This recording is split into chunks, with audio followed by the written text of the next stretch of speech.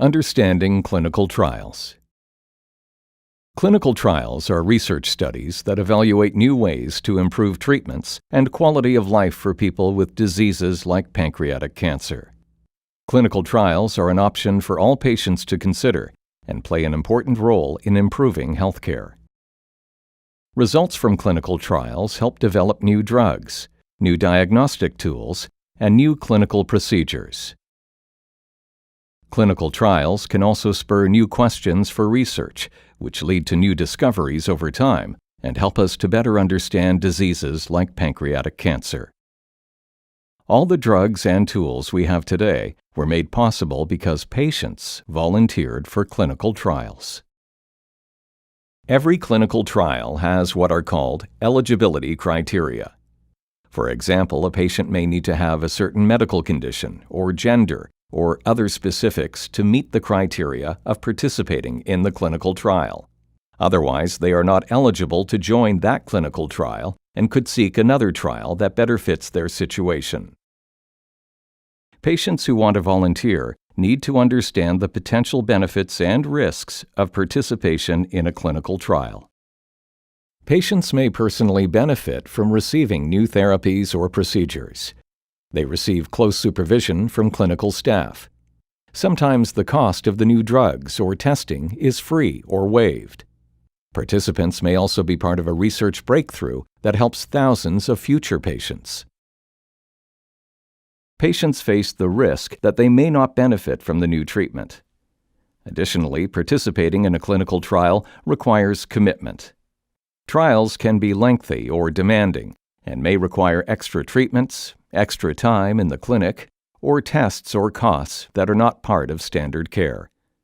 It is possible, if the study is randomized, that they may be part of the control group that does not receive the new drug being studied. Informed consent is a process that helps patients make an informed decision about whether to join a clinical trial. An informed consent document will be provided that explains the purpose, procedures, and potential benefits and risks of the trial. There will also be thorough discussions between the doctor and patient so that all questions can be clearly answered. In late-stage clinical trials, participants are generally split into two groups at the beginning of the study. One group receives the standard treatment plus the new treatment. This group is called the treatment group. The other group receives the standard treatment only and does not receive the new treatment. This group is known as the control group. A computer is used to randomly assign the patient to either the treatment group or the control group. Randomization helps to prevent bias because neither the patient nor the doctor can choose which treatment group a patient is assigned to. Some clinical trials may want to study the effectiveness of adding a new treatment to a standard treatment to see what works better. In these studies, half the patients will receive the standard treatment plus the new treatment, and the other half will receive the standard treatment plus a placebo. A placebo is a treatment that looks identical to the new treatment but contains no active ingredient. These types of studies are often called blinded, meaning that one or more parties involved in the trial do not know which patients have been assigned to which treatment. Single-blinded means that only one party, either the researchers or the patients, knows which patients have been assigned to which treatment. Double-blinded means that both the researchers and the patients do not know which patients have been assigned to which treatment. The strongest, most reliable results come from clinical trials in which the treatment is double-blinded, the patients are randomized, and the study has a control group. This is called a double-blinded, randomized, controlled clinical trial. Clinical trials are carefully monitored to protect patients, and several layers of review committees are involved to protect patients from any possible harm. Patients can leave a clinical trial at any stage. However, they should discuss this with their doctor before exiting to ensure the safest procedures are followed. There are 4 different phases of clinical trials. Safety is emphasized in each phase. If a trial does not have a positive or safe outcome in Phase 1, then it will not be allowed to proceed to a Phase 2 trial, and so on.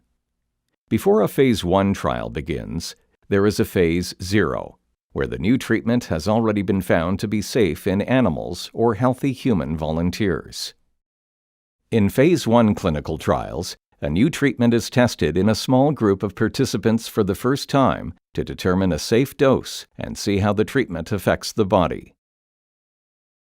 Phase 2 is conducted with a larger patient group than the previous phase and studies how well a new treatment or combination of treatments works for a certain type of cancer, like pancreatic cancer. At this stage, the eligibility criteria become more restrictive. Phase 2 studies can be either randomized or non-randomized. Phase 3 trials are conducted in an even larger group of participants. This phase involves a randomized design, comparing the new treatment to the standard treatment. If a Phase 3 clinical trial is positive, typically the new treatment will be approved and licensed for use in the United States by the Food and Drug Administration, or FDA.